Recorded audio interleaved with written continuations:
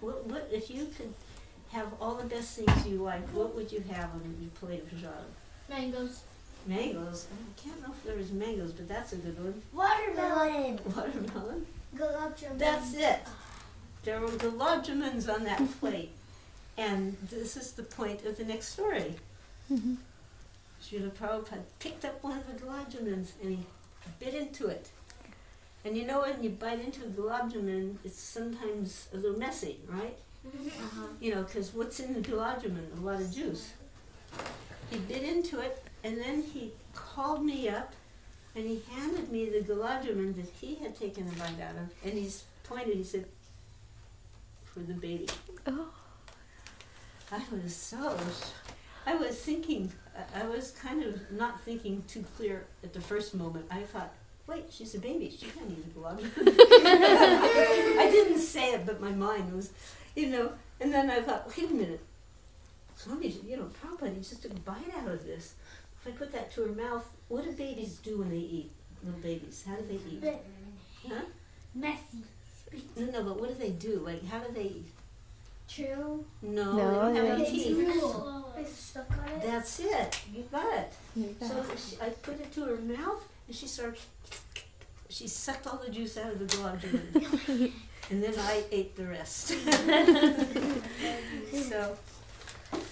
So she got that wonderful, you know, super wonderful Maha Prasad. Then the very next day, we were going to leave, and we were going to England. But first stop would be New York, and then from New York take the plane to England. So we're leaving, and we were going to say goodbye. And you know, you're kind of young, so you probably haven't said so many goodbyes, but even so, every morning you probably say goodbye to your mom and goodbye to your dad, right? You know, and sometimes you're thinking, you know, I wonder when I'll see you again. You know, you think like that. So we were feeling like, when will we see him again? You know, we don't know. And so we had a request if we could touch his lotus feet. And I mean, many of you are from Indian families, and it's very common to touch people's feet and put their hand, you know. But we had seen that Srila Prabhupada, he didn't like that too much. But on the other hand, so we didn't want to do something he didn't like. But on the other hand, we were going far, far away. We might not never see him again. And I heard, if you touch the feet of a very saintly person, you know what a saintly person is, right? Yeah. Okay, so touch the feet of a saintly person, all the sins and bad things of 10,000 lifetimes in the past will be evaporated, all gone. So that, and I was thinking, we're going to this foreign country, we want to start a temple, we don't know anybody, we don't have any money, we need all the help we can get. So if we get rid of all the sinful reactions of 10,000 lifetimes, that would probably be pretty helpful. So he had agreed that we could touch his lotus feet. So an amazing thing happened during that whole, it was like the goodbye, we were saying goodbyes. So he came in, and I'm holding the baby, and he said like this, he wanted me to hand him the baby, my baby. So he's sitting on the floor, and there was a little like low table in front of him. So I handed him the baby, and the baby's head was facing out. You know, so like I'm sitting with this girl. Is there a doll here? A doll? Anyways, like I was going to give a demonstration. So, you know, he's sitting. He picks the baby up, and she's facing out too. But he takes the garland and he flips it over her. So imagine the baby's facing out here and the garland's over both of them. Oh. Like here, we'll do a demonstration. Come here. So if you're on my lap and I put the garland like this, we're both got the garland, you know?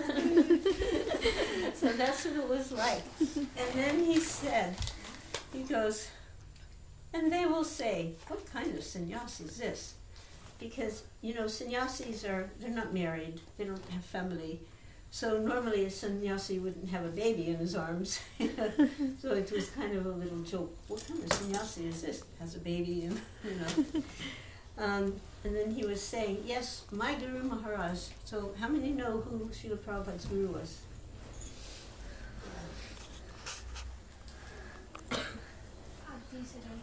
Yes, Bhaktisiddhanta. So his Guru Maharaj had sent some disciples to England to start a temple, but somehow they weren't able to do it.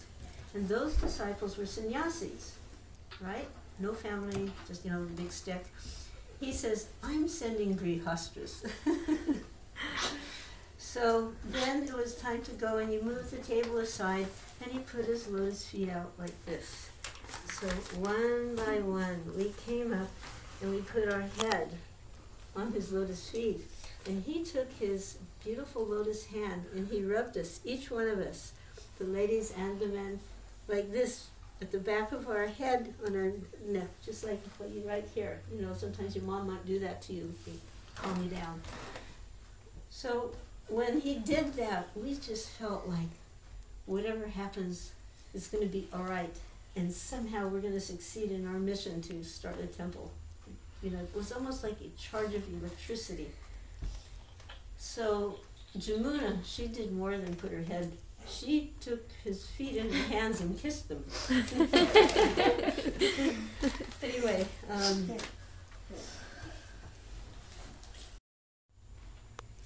but my daughter, she always wanted to go. And in the house where I was cooking, there was a door, and we call them double Dutch. So the door, the top part of the door will open out. So there's the bottom part. I don't know if you've seen these kind of doors. So here's the door and the top, So I'd have the top part open. But she's just a little kid, so she was jumping and jumping to try to see over the top. And somehow she got the handle and the door open, and she got outside just when Prabhupada went by, and she ran out and grabbed his hand. Oh. There's actually a picture of this. There's, you see, she has little overalls on, and she is holding tightly, and behind is another lady holding with the young boy who's looking up. That other lady, her hair was kind of longish. Her name was Draupadi, and the little boy's name was Dhruvananda. But Sarah, my daughter, is holding onto Prabhupada's hand, and Prabhupada looks at her and he goes, "You're not properly dressed." In other words, she didn't have a coat on. And in London, in England, it would be very damp in the morning, so you'd have to have like boots, rubber boots. They were called wellies. So she didn't have her wellies, her rubber boots on, and she didn't have a coat on.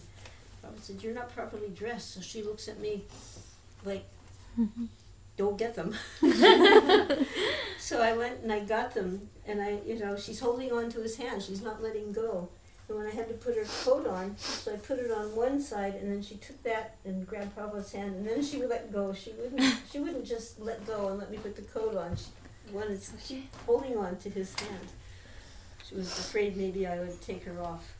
So in that way, she went happily walking with Srila Prabhupada. And then at the same place, on another occasion, there was a very kind of amusing incident, because she could go in and out of Prabhupada's rooms. Like, I came here today, I had an appointment. If I just show up here, I might not get in the door. You have to have an appointment. They have to know you're coming. So it was kind of the same way with Prabhupada, because he was doing his translations. So he was there, he was available, but you had to have an appointment, But my daughter, she could go whenever she wanted without an appointment. So Prabhupada had little deities of Radha and Krishna. It's like about this size, maybe a little tiny bigger, but small deities of Radha and Krishna. And he was teaching Jamuna how to worship them, how to worship Radha and Krishna. So one day there was the evening arti, and a few devotees would come in the room. And guess what? That room was no bigger than this room. Might have been actually a little tiny bit smaller. Prabhupada was just like I am, in the corner. And then there were the deities where Jamuna was making the offering, and a few devotees sitting around. So you know the part when you do the arti, and there's the incense, and what's after the incense? The small ghee. Yeah, and then what's the next thing? The bigger ghee lamp. And the next thing? The water container. Yeah, and what comes after the water? The flower. Well, first, The napkin. napkin, and Yeah. then the flower. Yeah, and after the flower? Conch? No. After the flower? Chara, yeah, and then? The conch. Yeah. So they offered, she'd offered the flower, and she gave the flower to Srila Prabhupada, who was sitting there. And just at that same time, my daughter Saraswati suddenly stood up and starts to walk out the door. She's just so little, what they call a toddler. Srila Prabhupada took the flower and he threw it at her, and on the back of her head. It fell to the ground. She bent down and picked up that flower and marched back to Srila Prabhupada and popped it in his mouth. It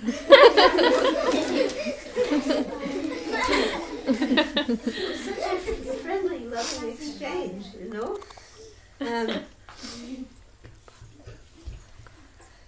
There was another time when Go sit your head. Prabhupada was very happy to have the children always participating, to dance, to chant, to sing, and even to preach. So any one of you can preach. You all know so much about Krishna. Any one of you can tell somebody about Krishna. So my daughter was so little, and she would go up to people. Do you know who is Krishna? Yeah. Yeah, and then, yeah, well, you know. And the person would, before they could answer, but she wouldn't go up to devotees, she would go up to strangers. Do you know who is Krishna? And they were like, she goes, the Supreme Personality of Godhead. So who is Krishna? The Supreme Personality of Godhead. Yeah. Prabhupada just liked that so much. He goes, there is baby Saraswati. She is preaching. And then he would repeat, do you know who is Krishna? The Supreme Personality of Godhead. And he just kind of hid it in his hand. He goes, Saraswati. Saraswati. And she turns, where's Krishna? And she starts to go over to where it was, but she sees his phone, and she goes, she's looking, and he's saying, where's Krishna? And she's going, where's Krishna? Where is Krishna? Where is Krishna? And she's looking here and there. And then suddenly she turns around, she goes, just right back to Prabhupada, you have Krishna. And then he pulled out, he held up like this. So, one other time, guess where my daughter went to school for the first time? Google. Yeah, but where? Here. Vrindavan. No, India. no, Here. right here. Oh. We were living in India, and she was 4.5 years old. Anybody here 4.5? Don't think so. So she went with her father, and he brought her to Dallas, and she went right here to the Gurukul. This one. Yeah. It was in not this house at the time, but this is where she went. And then a year later, she came back to India for a visit to see me. And can you imagine, now she's 5.5. She flew all by herself from Dallas to New York to England, England to India, all by herself. Would you go on a plane by yourself? Would your mother even let you? I didn't even know about it until she was halfway there. All by yourself? My brother was not even with their dad. Yeah. So she landed in Delhi, picked her up from the airport, and when I went back, at that time it was a small temple in Delhi. Now it's a big, huge, amazing thing, a little small place. And for some reason, only Prabhupada, the deities, and our cook, whose name was Mahendra, nobody else was there. Oh. So I came in and said, Saraswati is here, and he says, so you have gone to Dallas, Gurukul? And she said, yes. And he goes, oh, did you learn Sanskrit? And she said, yes. And I hadn't talked to her either. I didn't know what she learned. He goes, recite something. So anybody here know the first verse in the Srimad Bhagavatam? No. Yeah? I know the first person. This is first. So you know the first verse of Bhagavatam? Anyway, that verse, she recited it. Chinmay. So, in Sanskrit. So then Prabhupada was so happy to hear this. And he had this magic white plastic bag that it was a satchel, it's a zipper bag. He kept all his valuables, his documents, his papers, his passport, money, whatever was in that little bag. He said to me, bring the bag. So the bag only meant the white bag. So I brought it, and he opened it up, and he took out 20 rupees. Nowadays, 20 rupees is like a piece of tissue. In those days, I could buy a sari for 20 rupees, a nice one. Oh, wow. Even. I mean, it had some value. Yeah. Well, he hands it to me.